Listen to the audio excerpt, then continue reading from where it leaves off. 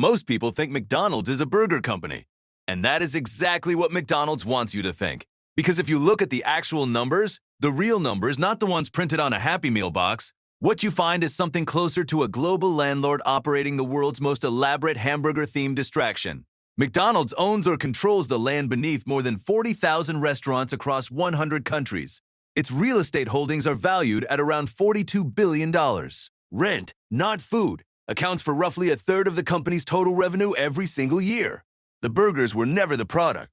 The burgers were the reason people showed up to stand on land that someone else was quietly buying out from under them. And the man who figured that out wasn't even someone who particularly liked hamburgers. But to understand how any of this happened, you have to go back to two brothers from New Hampshire who grew up poor during the Depression and moved to California chasing a dream they couldn't quite name.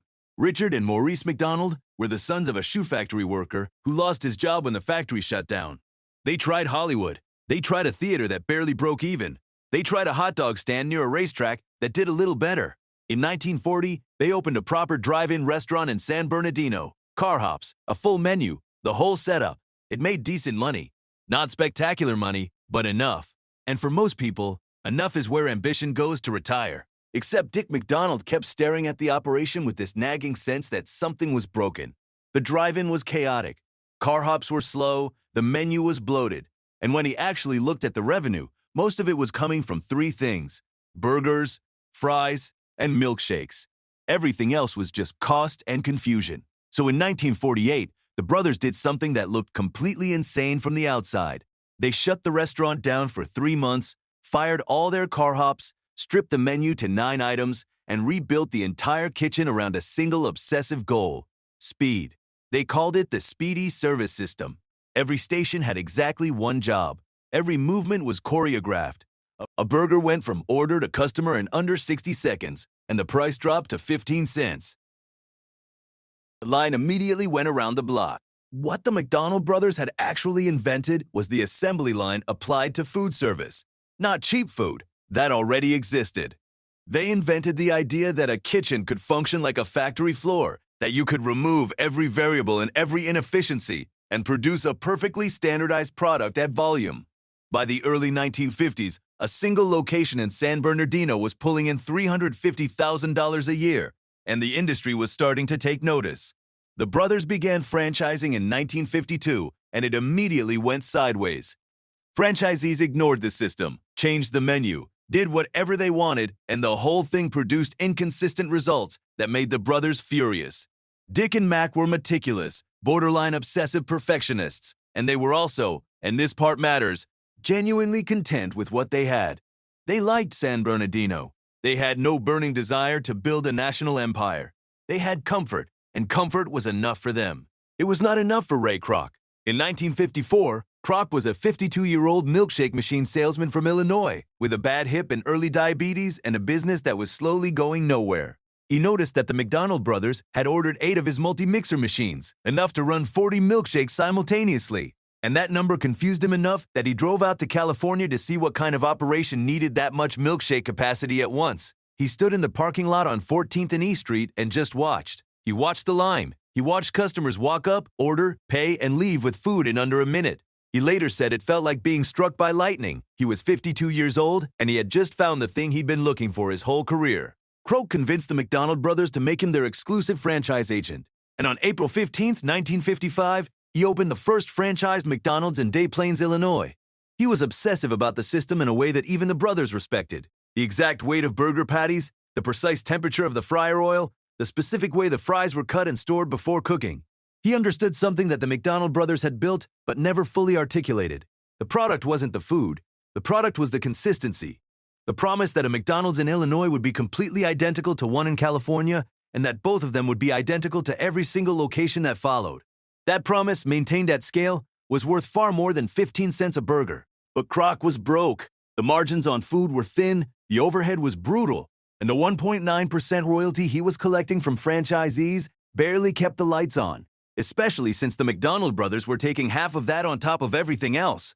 By the late 1950s, Kroc was personally financing the expansion on loans, and his wife's savings in the kind of sustained financial panic that would have broken most men his age. He needed a completely different model. A financial consultant named Harry Sonneborn walked into his office and gave him one that would change the entire company forever. Sonneborn's idea was almost laughably simple. Stop thinking like a restaurant company. McDonald's Corporation would buy or lease the land and buildings for new locations, then sublease them directly to franchisees at a markup. The franchisees would pay rent to McDonald's regardless of whether the food sales were up or down. McDonald's would own the real estate, the burgers would pay the mortgage, and as sales grew with inflation, the percentage-based rents grew with them, while McDonald's largest costs stayed fixed. This became the Franchise Realty Corporation, set up in 1956. Kroc later said, without any apparent embarrassment, that Sonneborn was the man who actually saved McDonald's, and that without him, the whole thing would have fallen apart by 1959. That's probably true. The new model immediately generated reliable cash flow from property, and the expansion accelerated like someone had released a handbrake. By 1960, there were over 200 locations. By 1961, Kroc had raised enough money to buy out the McDonald brothers entirely for $2.7 million. The brothers had also negotiated a handshake agreement for 0.5% of gross sales in perpetuity. It was not in the written contract.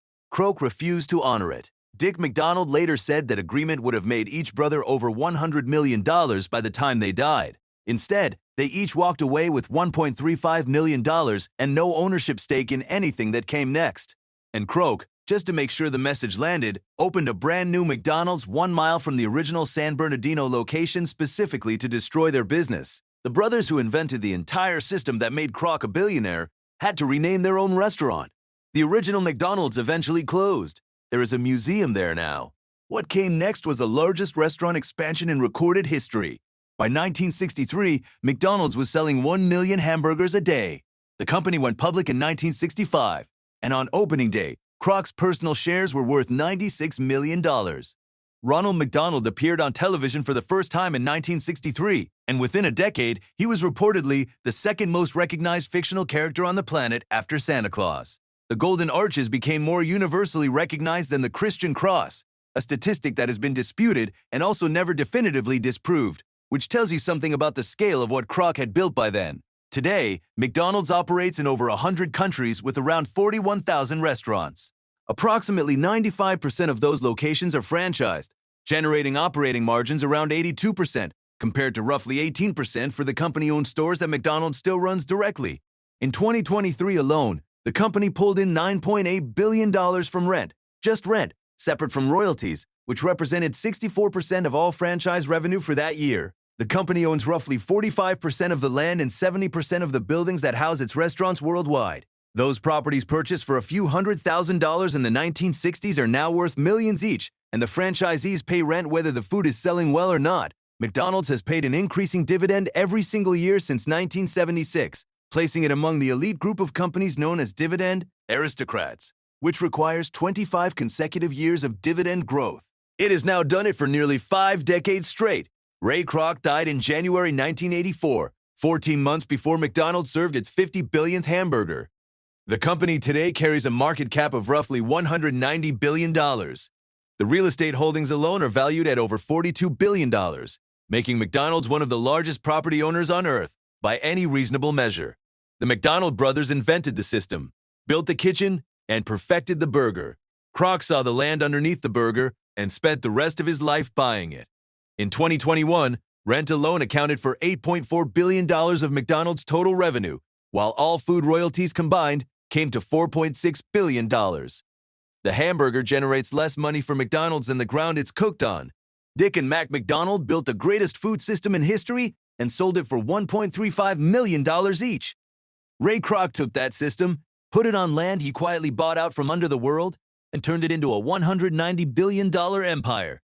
The lesson isn't that Kroc was smarter. The lesson is that he understood what the actual product was. And it was never the burger. If that reframed the way you think about business, hit the like button and subscribe. Every week we pull back the curtain on another fortune hiding in plain sight. You don't want to miss what's coming next.